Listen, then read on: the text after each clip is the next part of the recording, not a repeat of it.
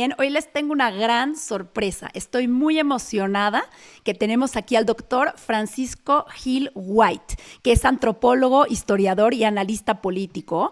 Yo en lo personal, la verdad es que soy súper fan. He estado ahorita, le decía que llevo 20 horas de escucharlo porque me voló el seso todo lo que está diciendo y lo quería compartir con ustedes, mi banda adorada.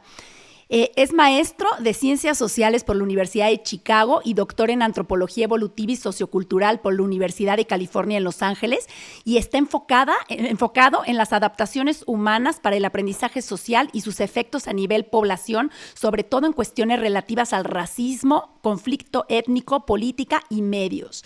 En los últimos 20 años he estudiado con especial cuidado el conflicto árabe-israelí, la Segunda Guerra Mundial, el antisemitismo y la influencia del pueblo judío en la política occidental durante los últimos 2.500 años. Ha sido profesor en Universidad de Pensilvania, en el ITAM y en la Universidad del Medio Ambiente Valle de Bravo.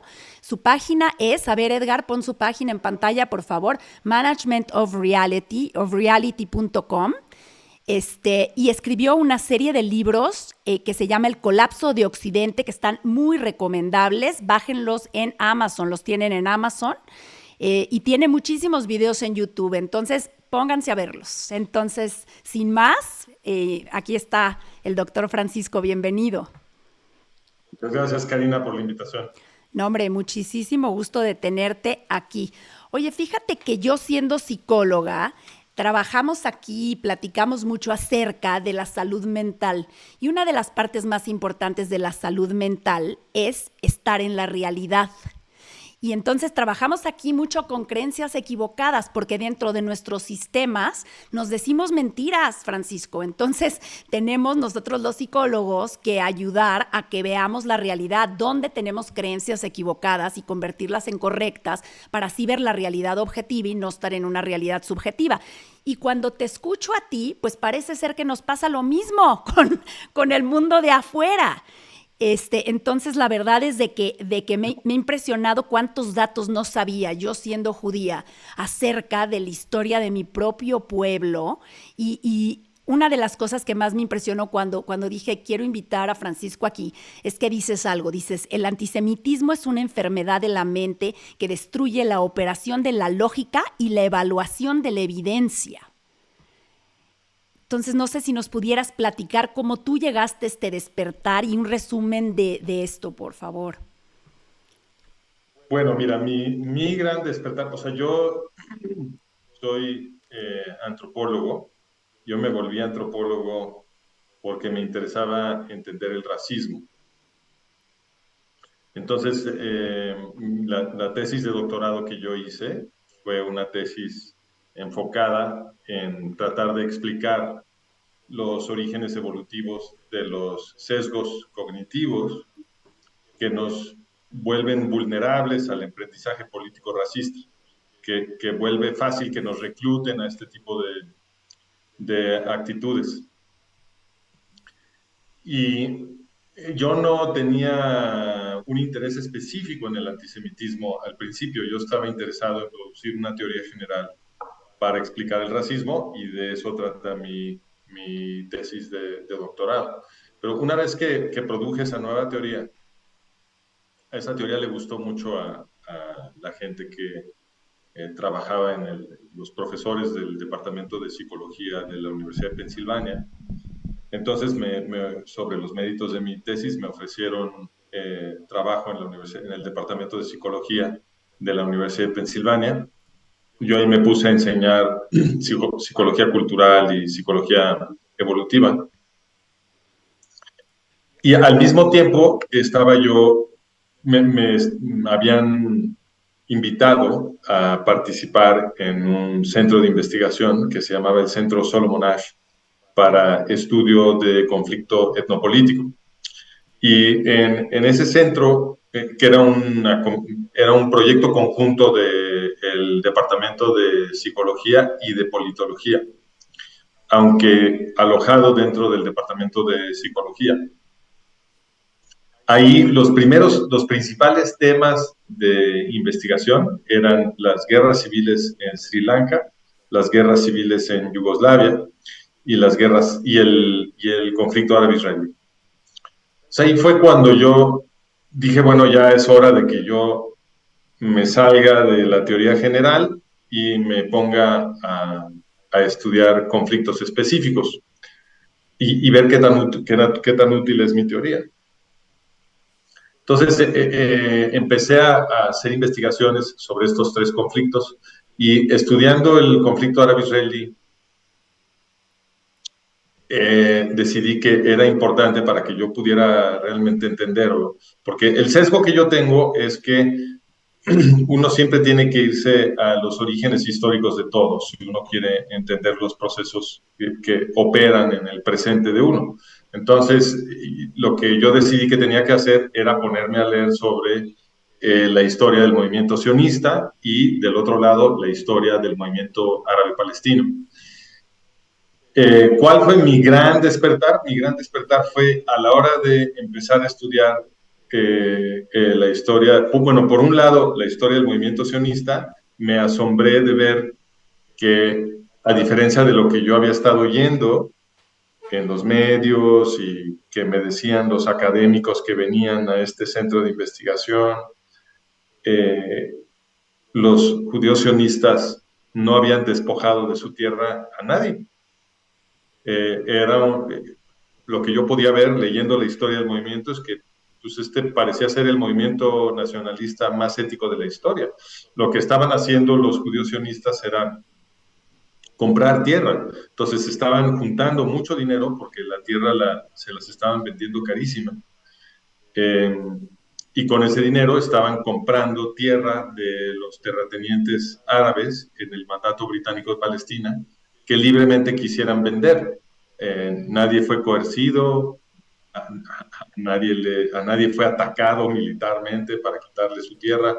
Nada de lo que asociamos con los movimientos colonialistas sucedió ahí, porque ahora dicen mucho que el sionismo es un ramal del colonialismo y del imperialismo europeo. No se parece en nada a los movimientos colonialistas europeos. Entonces eso fue lo primero que a mí me asombró. Y lo segundo que me asombró,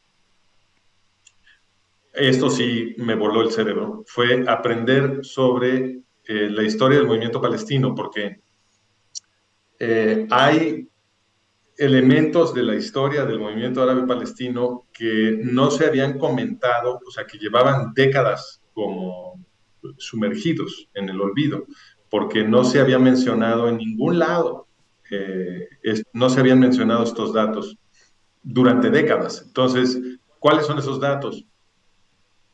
Primero que el padre fundador del movimiento árabe palestino, un señor que se llamaba Haj Amin al-Husseini, Hajj es un título que le anteponen a los nombres de los musulmanes que han hecho la peregrinación a Meca. Esa peregrinación es el Hajj. Entonces, por eso lleva ese título su nombre. Entonces, es Hajj Amin al-Hussein. Su nombre de nacimiento es Amin al-Hussein. Y este Husseini es el padre fundador del movimiento árabe palestino y lo funda como un movimiento terrorista. Entonces, ese fue el primer asombro, enterarme que desde el mero principio el movimiento árabe palestino fue un movimiento terrorista. El segundo asombro fue que Hajj Amin al-Husseini había estado organizando oleadas terroristas en contra de los judíos que vivían en el mandato británico de Palestina. Judíos, por supuesto, civiles que no estaban atacando a nadie. Lo que le ofendía a Husseini es que hubiera judíos ahí. Y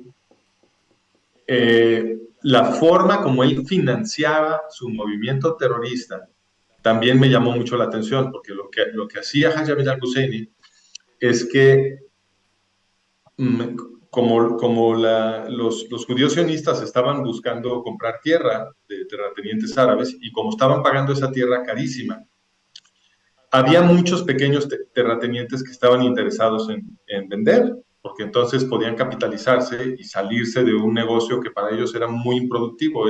Las tierras de los árabes eran muy improductivas.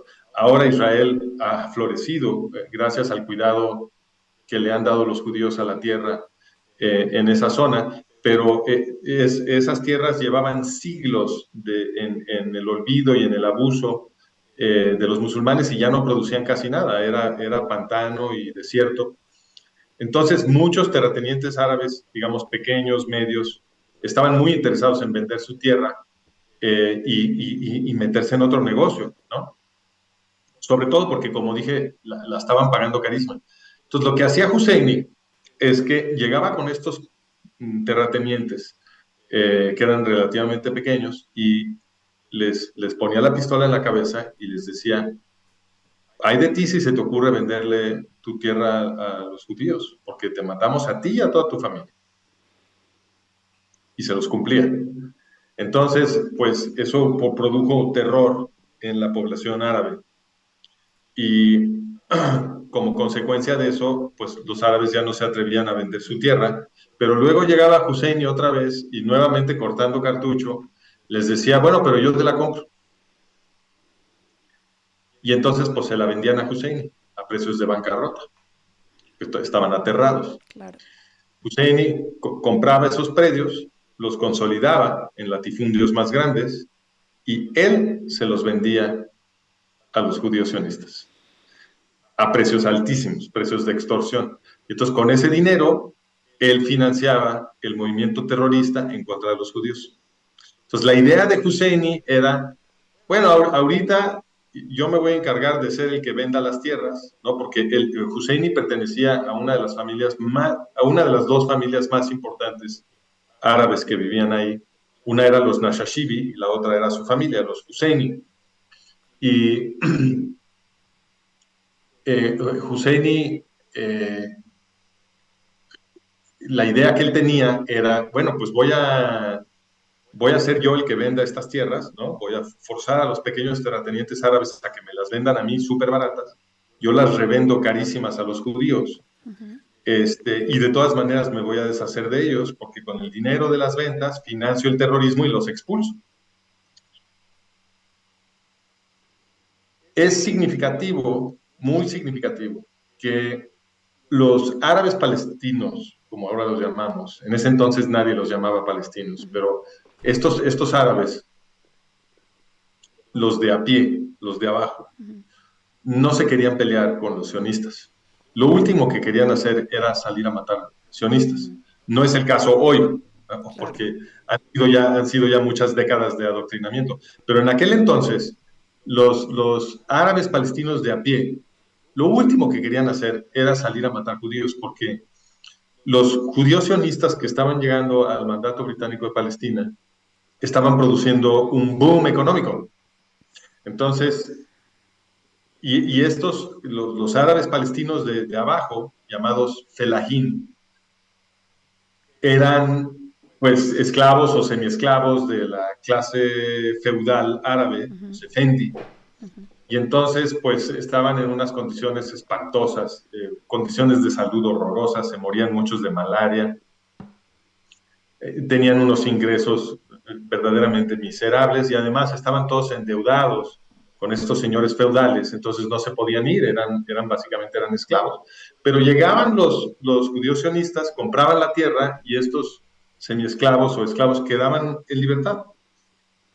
Y entonces ellos podían libremente emplearse en los kibbutzim o en las industrias que estaban creando en el mandato los judíos sionistas, y sus condiciones de vida mejoraban mucho, tanto que hubo una inmigración musulmana fenomenal en todo el periodo del mandato al mandato. Y de hecho, la gran mayoría de toda la gente que llamamos árabes palestinos hoy son descendientes de musulmanes que inmigraron al mandato británico al mismo tiempo que los judíos sionistas. ¿Ok? No es cierto que este es un pueblo ancestral que llevaba muchos siglos ahí, que no sé qué. Algunas pocas familias quizá, pero en la gran mayoría de los árabes, de los que llamamos árabes palestinos, son descendientes de gente que inmigró a ese lugar al mismo tiempo que los judíos sionistas. Tan es así que para que la población árabe palestina no fuera absurdamente pequeña,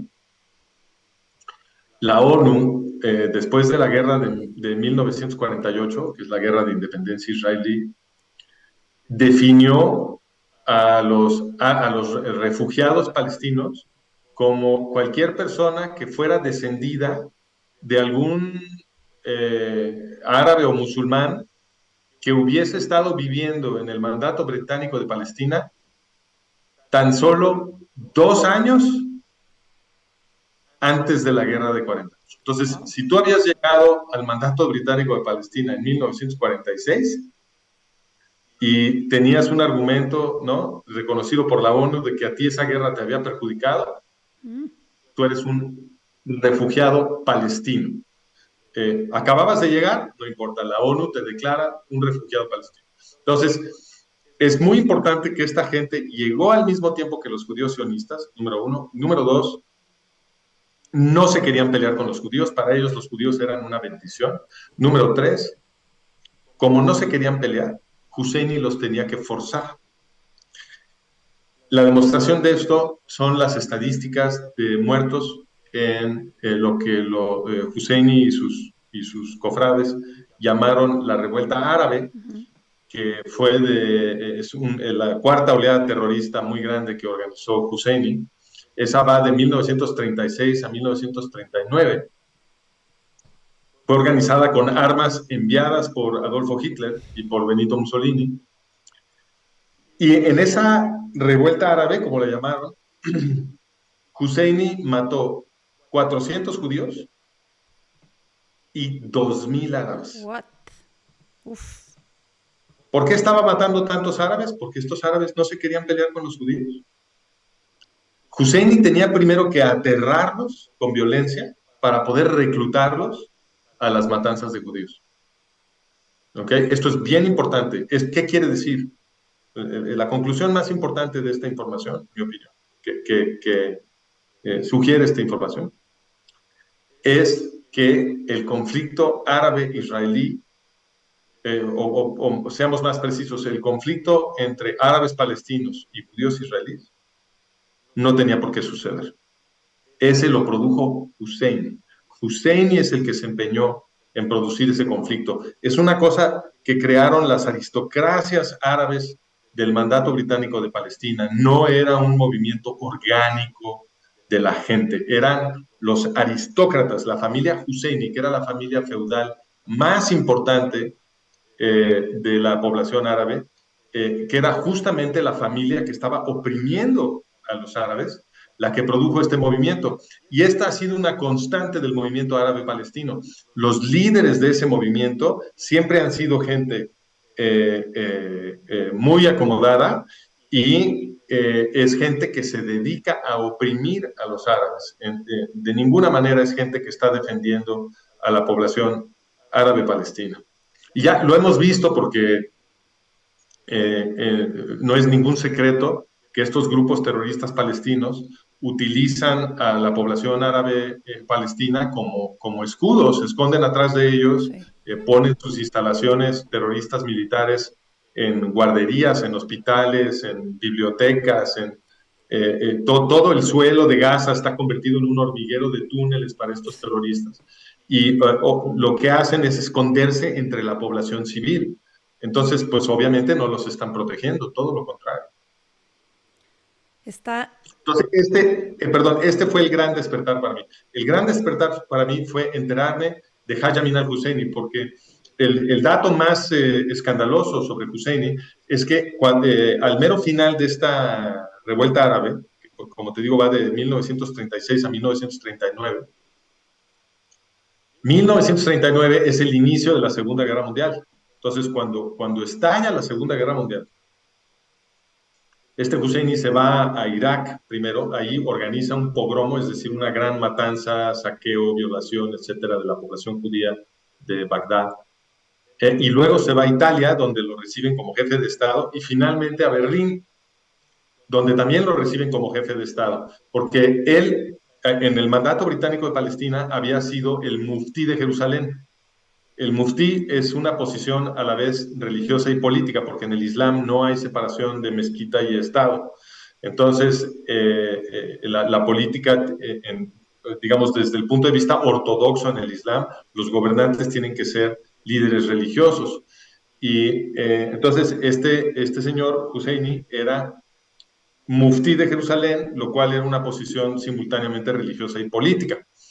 Y era muy famoso en todo el mundo musulmán. Mucha gente creía que iba a ser el siguiente califa y tenía desde antes una relación importante con los nazis. Como te dije, en la revuelta árabe, las armas que utilizaron Husseini y su gente eran árabes enviadas por Adolfo Hitler. Entonces ya se conocían muy bien, ya se querían. Cuando llega el Mufti Husseini a Berlín, lo reciben con toda la pompa y la circunstancia de estar recibiendo a un jefe de Estado. Esto lo pueden ver tus escuchas en uno de mis documentales. Si quieren ir luego a Management of Reality, nuestro website, ahí van a ver arriba una liga para los videos. Y si van a ese canal de YouTube, ahí van a ver un documental sobre Husseini, en donde mostramos el rodaje que hicieron los nazis de la llegada de Husseini a Berlín, porque los nazis todo lo documentaban. Y entonces ahí ves cómo llega Hussein y cómo Hitler en persona sale a recibirlo, y se sientan a platicar y a llegar a unos acuerdos muy importantes que los tenemos, los registraron los nazis y tenemos las minutas de la junta. Y en esa junta acordaron trabajar juntos para exterminar a los judíos en Oriente Medio. Y luego Husseini se convierte en el mejor amigo de Eichmann, que es el reconocido director del sistema de campos de muerte. Le dieron una burocracia a Husseini, una burocracia nazi, se llama Buró des Großmufti, el Buró del Gran Mufti.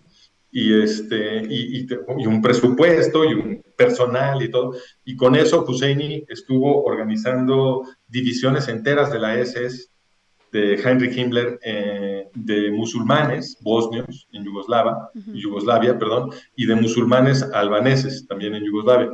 Y estas divisiones de la SS que organizó y que entrenó Husseini estuvieron participando en el capítulo yugoslavo del Holocausto, asesinando serbios, judíos y gitanos.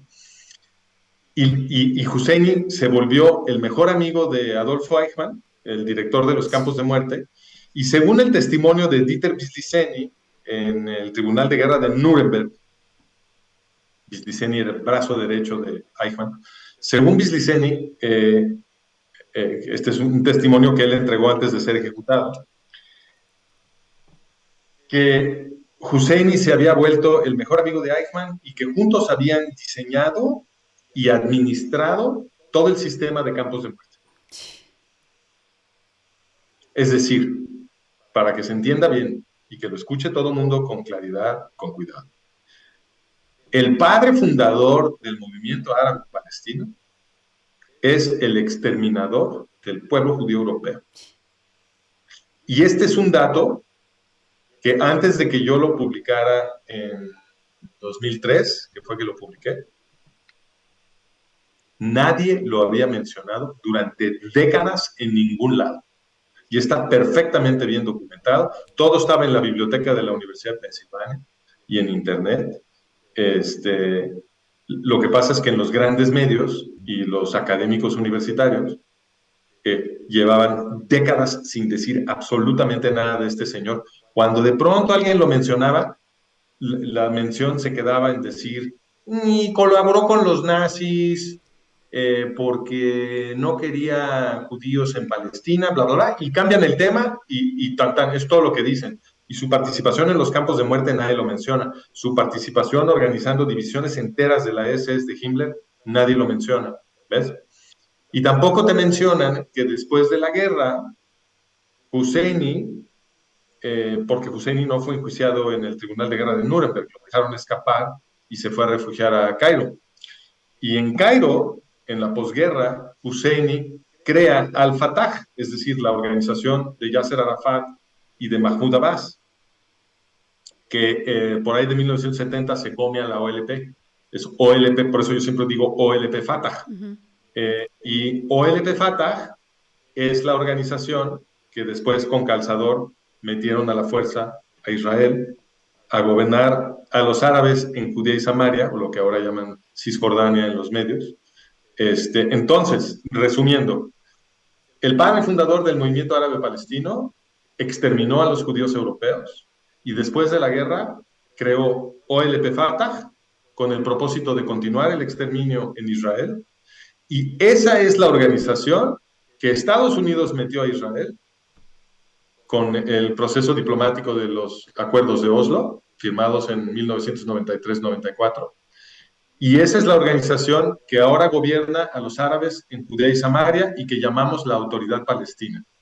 Esto no lo sabe casi nadie. Y cuando te enteras de todo esto, el conflicto árabe-israelí se ve completamente distinto de cómo lo están representando los medios.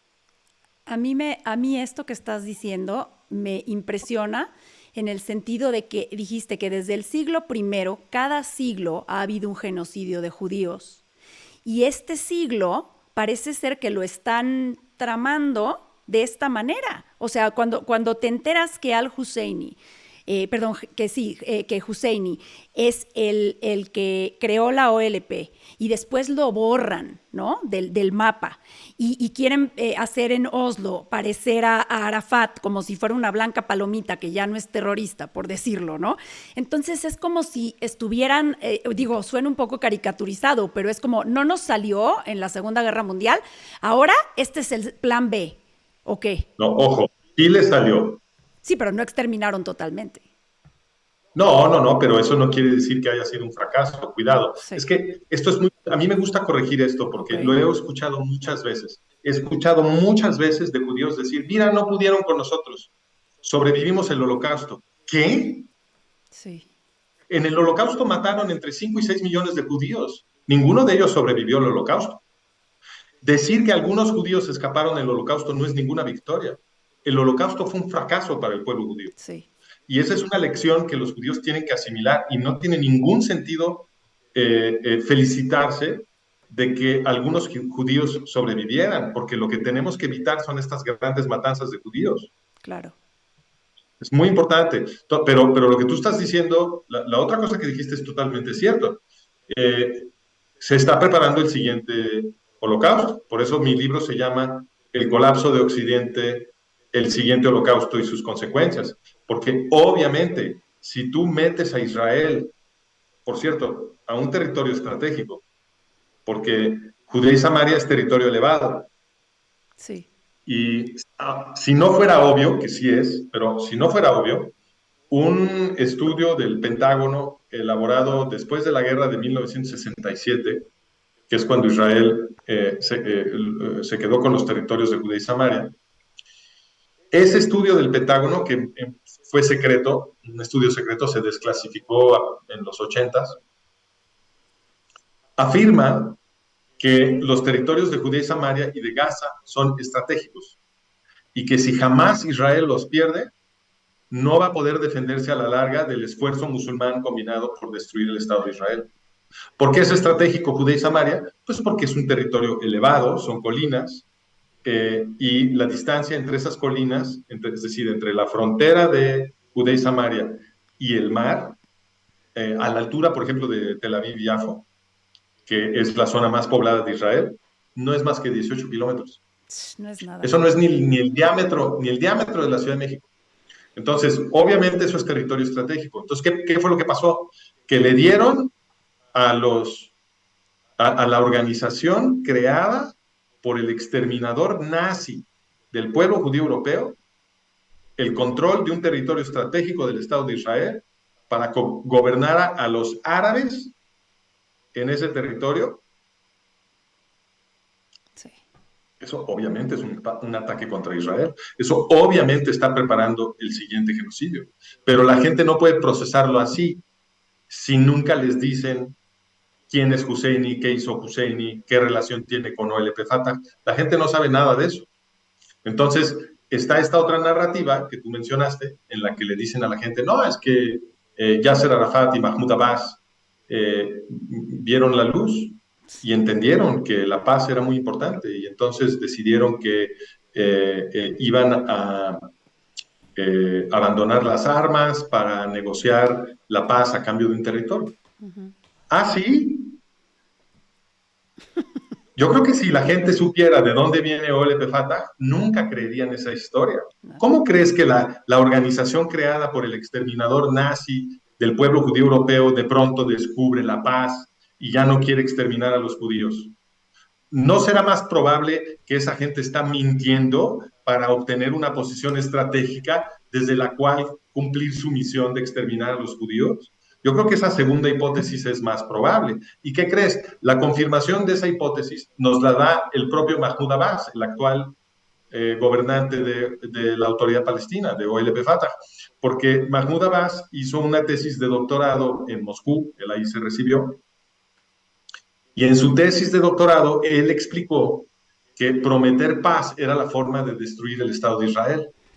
Porque si OLP Fatah prometía paz, entonces eso iba a dividir a los israelíes, que es exactamente lo que pasó. Sí. En 1974, Mahmoud Abbas creó una cosa que se llama el Plan de Fases de la OLP. Y el Plan de Fases dice que lo que hay que hacer es primero prometer paz para con esa promesa poder negociar la obtención de un territorio, esa es la segunda fase, y luego, en la tercera fase, proceder al exterminio de la población judía israelí. Tal cual, el documento existe, lo pueden ir a consultar en internet, vayan a leer sobre el plan de fases de la OLP, ahí van a ver que es muy claro lo que está proponiendo la OLP. Y eso precisamente es en lo que se convirtió el proceso de Oslo. El proceso de Oslo, que es el tren diplomático para prestigiar a la OLP como paloma de paz, y luego presionar a los israelíes para que los dejen entrar a gobernar un territorio estratégico, todo eso es la realización del plan de fases de Mahmoud Abbas. Está muy fuerte. Fíjate que ahorita, o sea, lo que me llama mucho la atención de todo esto es cómo hacer ahora a la gente ver esto que dices tú, que en la Segunda Guerra Mundial comenzaron con los judíos, pero fue una guerra donde hubieron 64 millones de no judíos que murieron. Entonces, ahorita es como decía por ahí, creo que era Gatzad, decía que era como la gente, los izquierdistas que están en pro de Palestina, ¿no? Los gays for Palestine y las feministas for Palestine, es como decir los pollos por Kentucky Fried Chicken, ¿no? O sea que de alguna manera, Totalmente de acuerdo. ¿no? Que de alguna manera es esta situación donde la gente no se está dando cuenta y aquí caemos en algo que me llama mucho la atención de lo que dices, que son las inversiones orwellianas. Toda esta situación donde nos tienen ahorita volteado todo el sistema de significado que está muy basado en lo woke, en lo posmoderno, en cuestión de que dices, bueno, es que todo es subjetivo, entonces yo me siento mujer, entonces yo soy mujer, entonces yo voy a competir en las Olimpiadas de mujeres, ¿no? Que la realidad y la lógica pierde, ¿no? Sí, ok. Entonces, cuando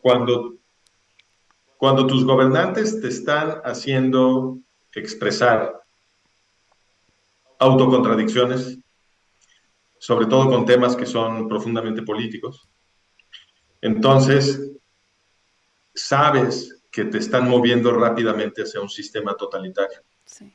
Eso es lo que Orwell nos trató de explicar. Dijo, cuando los quieran acostumbrar a decir que la guerra es la paz, la libertad es la esclavitud, la ignorancia es fortaleza. Esos eran los tres eslóganes del Partido Único de Oceanía, que es el estado que imaginó Orwell en su novela 1984. Los tres eslóganes del partido que todo el mundo tenía que repetir como perico eran: la guerra es la paz, la libertad es la esclavitud y la ignorancia es fortaleza. Y tú estás mencionando los que ahora nos venden, ¿no? Un hombre es una mujer es un hombre, ¿no? Sí, El chiste es que tú digas autocontradicciones y que las digas con convicción. sí, sí, sí.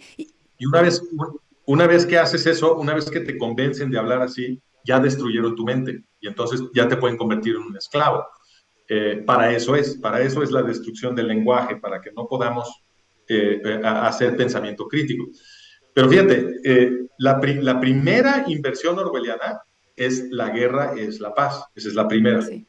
Es la más importante de todas, porque el totalitarismo se impone produciendo guerra. ¿Ok? El totalitarismo se impone produciendo guerra, porque cuando tú produces guerra, perdón, puedes declarar estados de emergencia. Eso le permite a los gobernantes justificar estados de emergencia. Y el estado de emergencia es el vehículo político para imponer totalitarismo en las democracias. Así es como funciona, así es como siempre lo hacen. Hitler tomó el poder en Alemania declarando un estado de emergencia, quemó el Reichstag, Claro. él quemó el Reichstag, le echó la culpa a los comunistas y declaró un estado de emergencia. Y todo lo que siguió fue consecuencia de ese estado de emergencia que declaró Hitler. Entonces, la guerra es la paz, es la inversión orwelliana más importante. ¿Y qué crees? Estamos viviendo esa inversión orwelliana, porque un proceso de guerra, de hecho, de guerra de exterminio, para destruir a los judíos israelíes, ha sido disfrazado de paz. De hecho, lo llaman el proceso de paz. Meter a la organización creada por el exterminador nazi del pueblo judío europeo al Estado judío, que fue creado para defender a los judíos de los exterminios nazis, a eso lo han llamado el proceso de paz. Entonces, la guerra es la paz y ya sabes dónde estás. Cuando la guerra es la paz, ya sabes que tus gobernantes tienen una ideología totalitaria y te están tratando de convertir en un esclavo. Eso es lo que Orwell nos trató de comunicar. De eso se trata la advertencia de Orwell.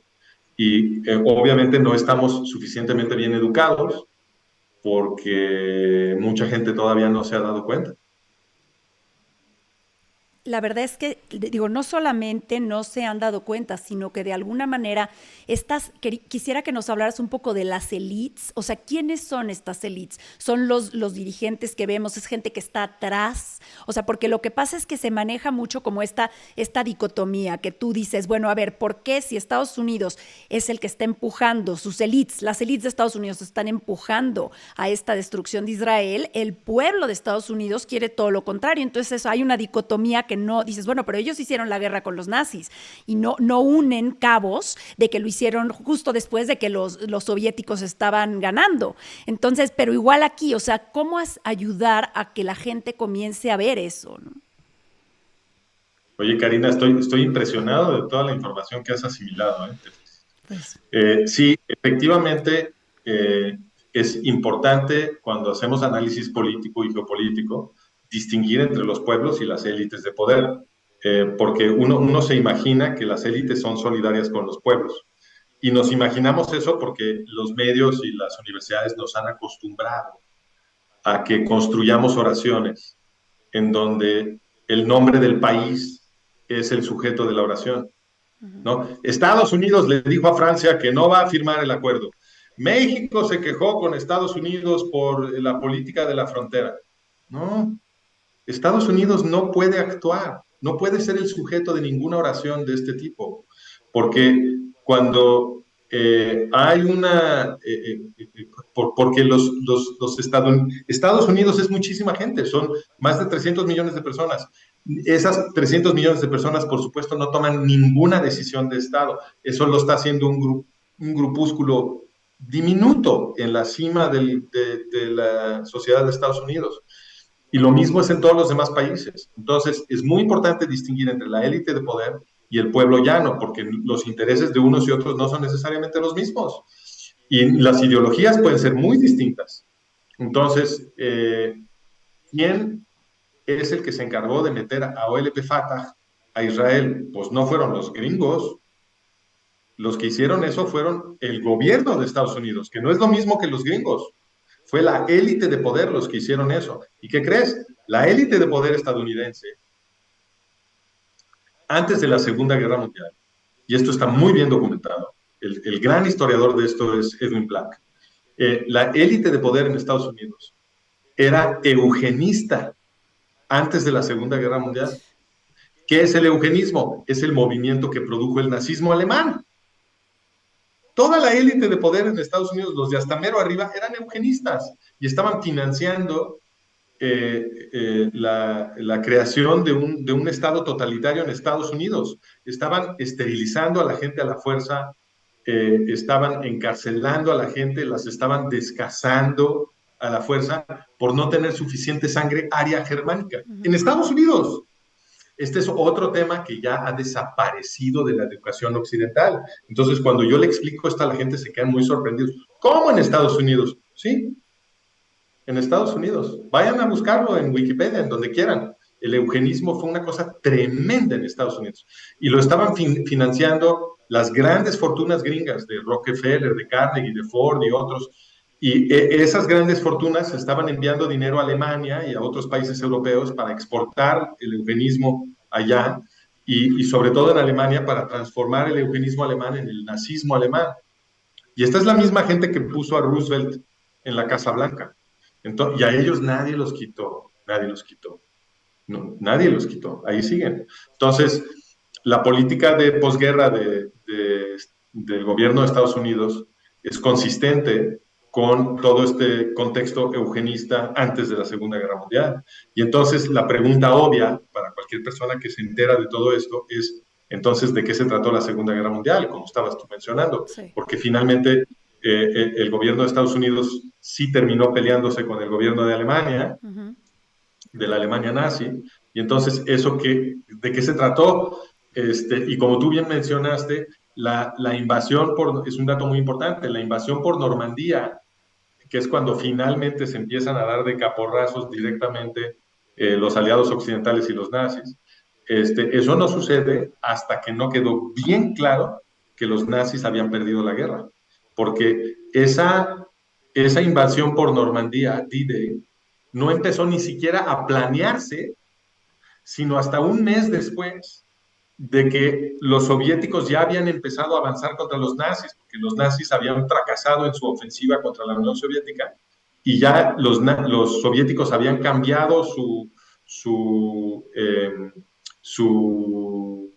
estrategia de una postura defensiva a una postura ofensiva y habían empezado a avanzar contra los nazis y ya todo el mundo entendía que los nazis habían perdido la guerra. Entonces empezaron a planear la invasión por Normandía. Antes no. Los soviéticos habían estado rogándole a sus presuntos aliados occidentales que abrieran un frente occidental y nada, y nada, y nada.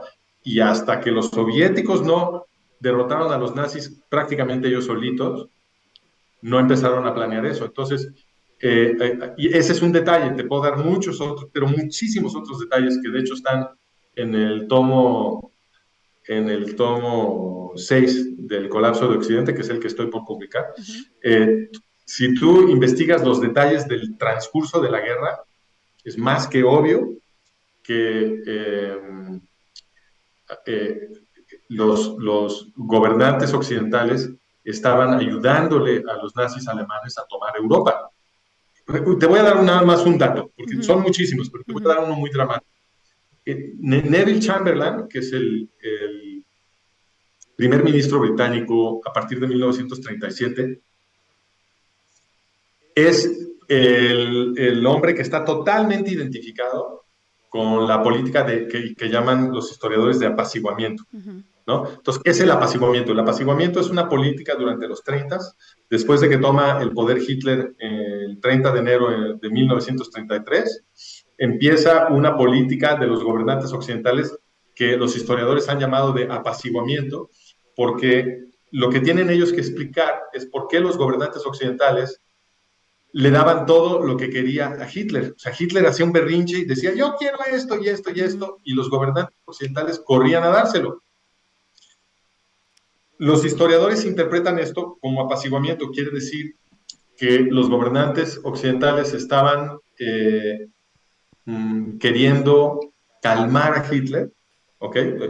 Obviamente era un perro rabioso muy peligroso, y entonces estos, como eran muy estúpidos y muy cobardes, según la interpretación tradicional que nos enseñaron en la escuela, estos gobernantes occidentales no se atrevían a plantársele a Hitler, aunque en las primeras etapas eso era muy fácil, pues no se atrevían y además no entendían el genio geopolítico de Hitler, etc. Esta es la historia que nos ven. Y pues esta historia solamente te la pueden vender si nunca te hablan del eugenismo? Claro. Porque si te hablan del eugenismo, se vuelve muy raro. Dices, bueno, si son eugenistas, es decir, si tienen la misma ideología que Hitler y le están dando a Hitler todo lo que quieren, ¿por qué la hipótesis obvia no es que lo estaban patrocinando? ¿Por qué dices que lo estaban apaciguando? Si tienen la misma ideología, Claro. ¿no? Ah, no, pero eso no se te puede ocurrir si tú nunca has oído hablar del eugenismo. ¿Y qué crees? Al eugenismo le ha pasado lo mismo que a Haj Amin al-Husseini, nadie lo menciona. Yo le preguntaba, la Universidad de Pensilvania, donde yo enseñaba, se supone que es una de las mejores universidades del mundo. Está incluida en el conjunto de universidades que llaman del Ivy League en Estados Unidos, que se supone que son las más prestigiadas, las más tradicionales, las de mayor calidad, etcétera. Yo le preguntaba a mis alumnos, levante la mano el que sepa lo que es el eugenismo. No se movía prácticamente nadie. Y yo les estaba pidiendo que reconocieran el nombre del movimiento social y político más importante a nivel mundial en la primera mitad del siglo XX, que fue un movimiento especialmente importante en Estados Unidos. Nadie lo conocía.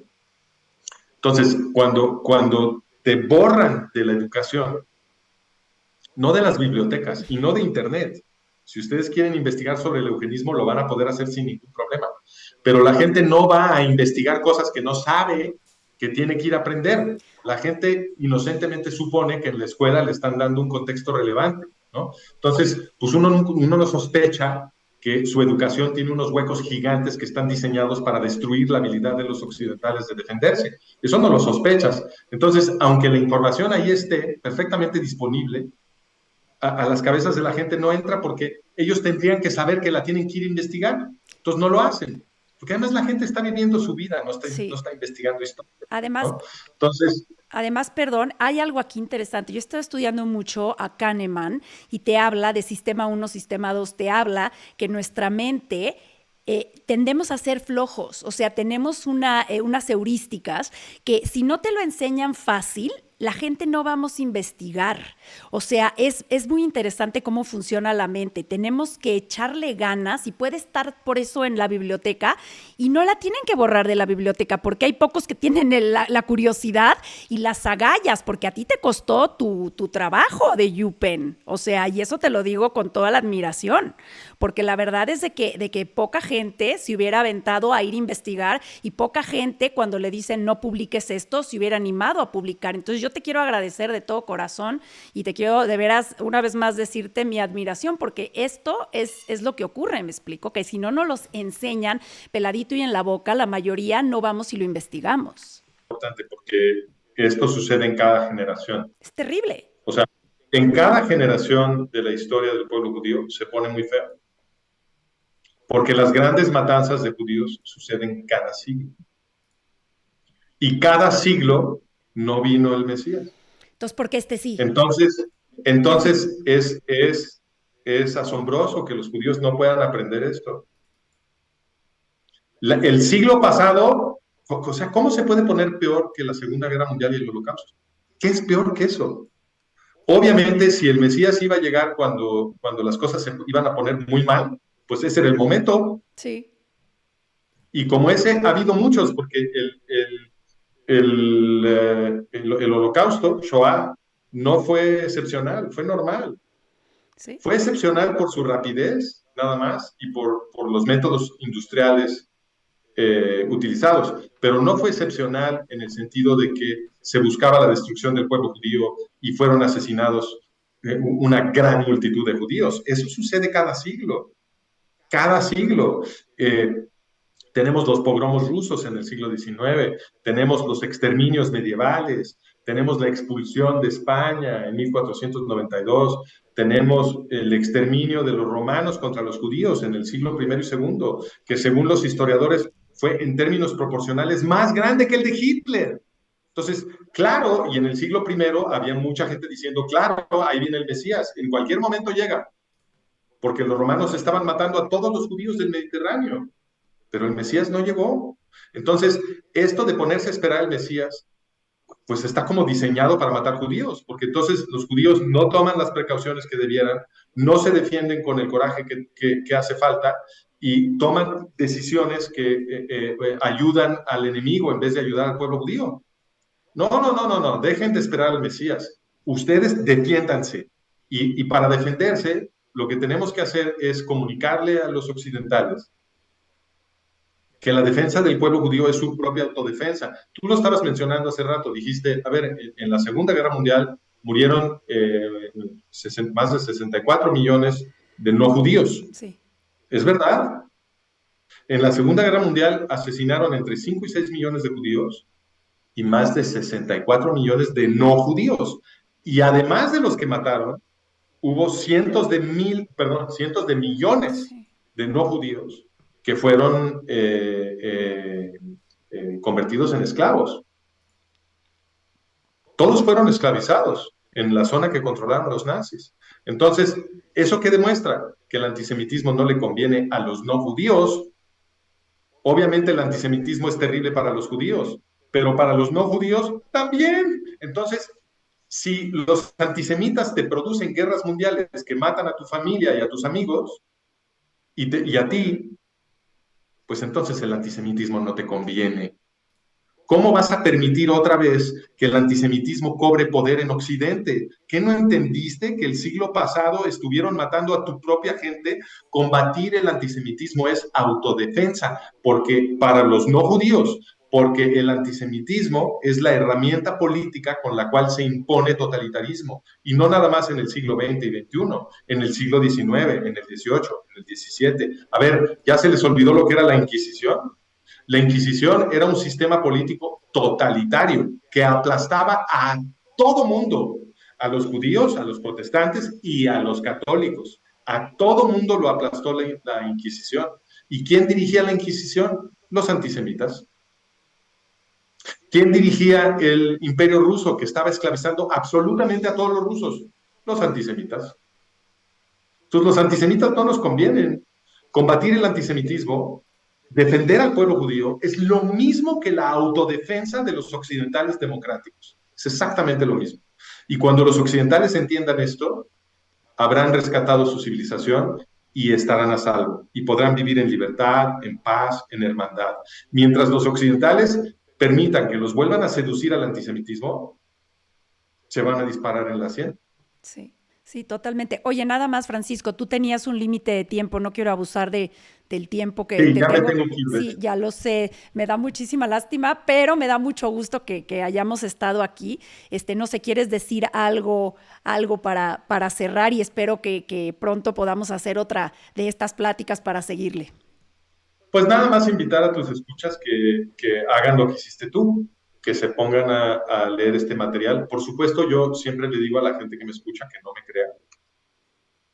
Es muy importante que no me crean, porque justo lo que queremos cambiar es esta actitud que es idólatra, en la que si una autoridad dice una cosa, la aceptamos como cierta. Y así es como nos venden todas estas mentiras. Entonces, yo no quiero que nadie me crea, yo quiero que consuman mi material con el mayor escepticismo posible y que vayan a checar todo lo que yo digo. No vaya a ser que yo les haya dicho una mentira o que yo me haya equivocado en algo.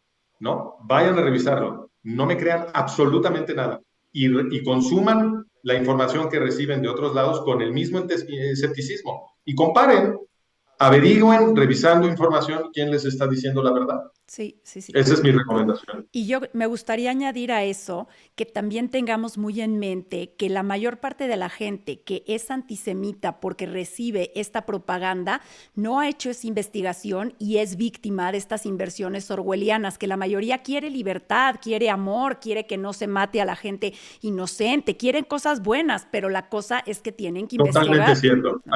Hay muchísima gente que adopta una posición en contra del pueblo judío y en contra del Estado de Israel porque están totalmente mal informados. Ellos creen que el Estado de Israel ha estado aplastando a los árabes palestinos. No es así.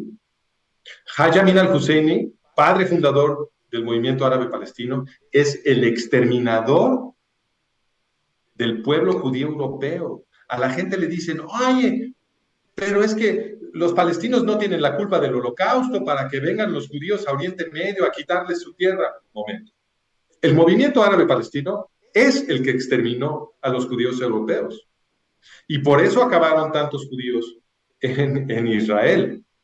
Y los judíos que llegaron al mandato británico de Palestina para crear Israel no le arrebataron su tierra a los árabes palestinos, la compraron de gente que la quería vender.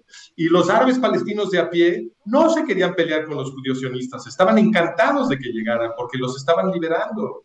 Los árabes palestinos que quedaban en libertad después de las compras de tierra judías acababan de empleados en los kibutzim y en las industrias de los judíos, y esos judíos que los estaban empleando eran casi todos socialistas. Los había traído ahí el movimiento sionista laborista, que eran socialistas. Entonces, la ideología que tenían en la cabeza los judíos que llegaban al mandato era solidarizarse con los trabajadores árabes, y los trataban muy bien. Esos árabes estaban encantados, no querían matar judíos. Este conflicto lo produjo el racista, criminal, asesino, monstruo, Haj Amin al-Husseini.